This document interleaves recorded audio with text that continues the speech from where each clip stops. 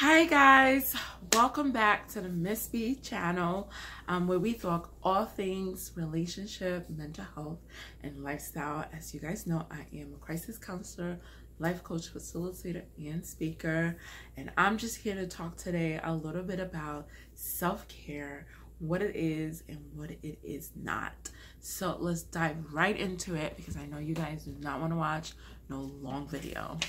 Okay, so we know, like, I have notes. I'm one of those people that likes to be have my talking points, right?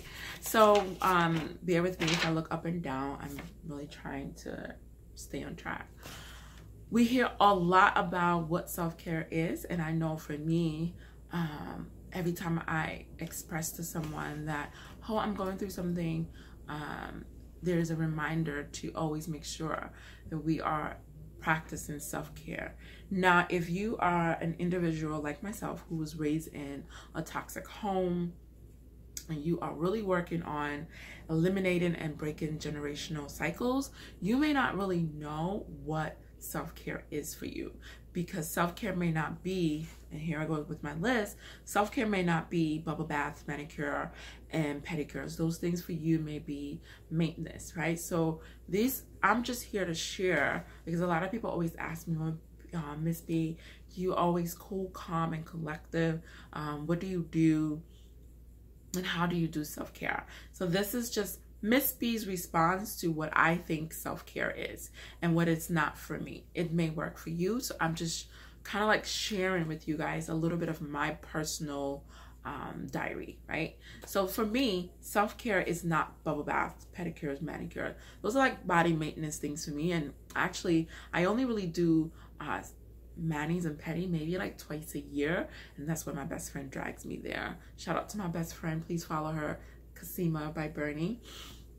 She does a lot of self-care videos, so you will learn a lot from her. Also, for me, self-care, I realize, is not avoidance. Like, avoiding the things that I need to do actually makes me overwhelmed more. So there's no, like, I don't consider that self-care. Some people do. They like put it down, relax, leave it alone. If that works for you, for me, that doesn't work. And also, self-care is not being in denial or lying to yourself about how you feel. So the reason why these three things are not self-care for me is because I believe that those three things, when they're put into place, besides the manicure and pedicure part, but like lying and being in denial, that it makes me a contributing factor to my overwhelming shutdown feelings, right? So those, like, it doesn't work for me. What does work for me is getting organized about myself, what I need and what needs to be done. So getting real clear, like, I need to do grocery shopping, I need to get there by 2 and be out by such and such time. Like, I mean, getting really clear, like, that's self-care for me. Because when it's just like, oh, well, I'm just flowing with I think I'm going to do grocery shopping today, and then I go into the fridge and there's nothing for me to eat, and I'm just like, those things don't make me feel good about myself, right? So self-care for me is getting organized about what I need and getting clear. For example, budgeting, right? So if you are a type of person who you're trying to save money, pay off some debt, and also live your best life, you can't do that by assuming that you will have this amount of money in your bank account.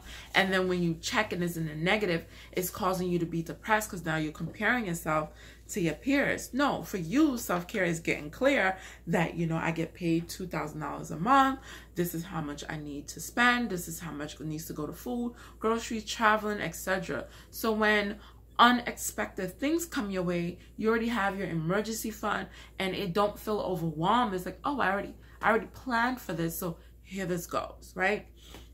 I recently had to register my car, and I was like, thank goodness that I already had that money mentally put away, physically put away, because when they told me how much taxes I had to pay, I was like, Lord, but I already had it planned and saved, because that's what self-care looks like for me. Self-care for me also is telling myself and my friends and family the truth. I need help. I'm not okay. Today I'm considering. Now, most of you know that for me, trying to break generational cycles of toxic family, I'm not telling my family a lot of things, but I do have a support network where they know what to do and what to say and how to be there for me when I'm not feeling well. So self-care is being so honest to say, you know, when it's that time of the month, maybe I just really want to watch a movie with you.